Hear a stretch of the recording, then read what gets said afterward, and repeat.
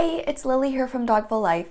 In this video, I want to show you how to teach your dog a versatile behavior that can be used for things like animal husbandry tasks, taking really cute pictures, or even as an alternative recall cue, and that is the chin rest. So train along with me in this step-by-step tutorial.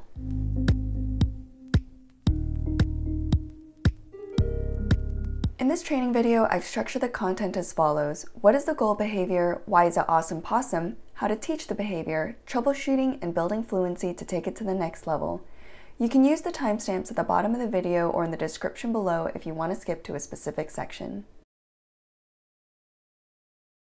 The initial goal behavior is that when you hold out your hand and say chin, your dog will rest their chin on your hand. Later on, you can generalize this behavior to have your dog rest their chin on other things as well. The chin rest can be used as a foundation for many animal husbandry behaviors like grooming, getting blood drawn, or getting shots. It's often used in cooperative care when your dog learns how to have choice to opt in or out of these types of animal husbandry tasks. That's primarily what I'm going to use it for my two dogs, Patches and Kiko. You can also use it to take really cute pictures as an alternative recall cue or as a calming behavior. What you'll need to initially teach this behavior are a positive reinforcer like food, a quiet, low distraction environment, and optionally a clicker if that's what you use as your marker. You can either start sitting or standing. Either way is okay. You just want to make sure that when you hold out your hand, it's at a proper height where your dog will be able to comfortably rest his head in your hand, so not too high and not too low. Hold out your hand and use the lure to guide your dog's head into your hand. Don't move your hand up to your dog's chin. Move the lure in a downward motion instead so that your dog moves his head down into your hand. Mark when your dog is in position and reinforce.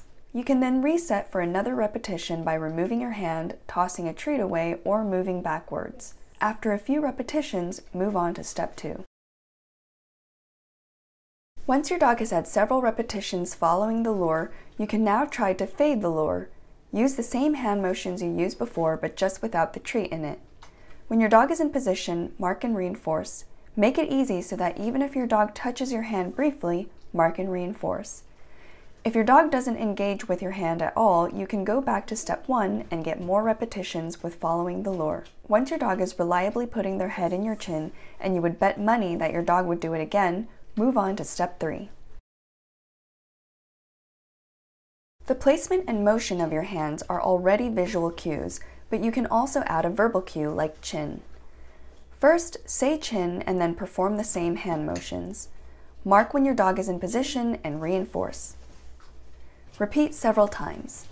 Once you're ready, you can start to build fluency by changing your position, increasing duration or distance, or adding distractions. Dogs that are shy or nervous may be reluctant to follow the food lure and move their head into your hand. In those cases, you'll need to first work on getting your dog more comfortable with following a food lure. You can use the Hansel and Gretel approach, which is dropping treats in a trail.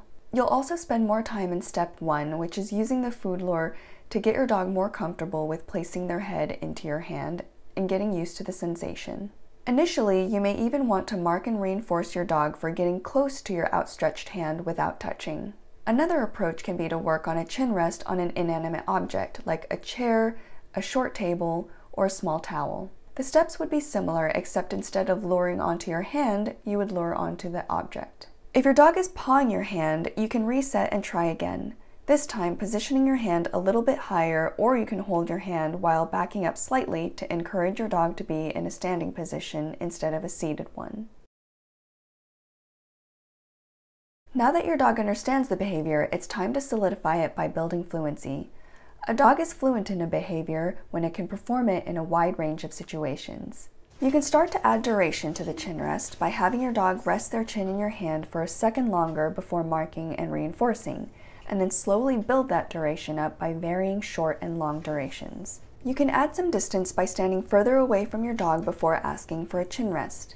You can practice this behavior in different environments, like in different rooms in the house, in the backyard, in the front yard, during walks, or at the park. You can also generalize the chin rest to different objects, like resting their chin on your lap or a chair. I hope you enjoyed this video and found it helpful. Comment below and let me know what you think. If you like this content, hit the thumbs up and subscribe button to get notifications of my next video. Bye!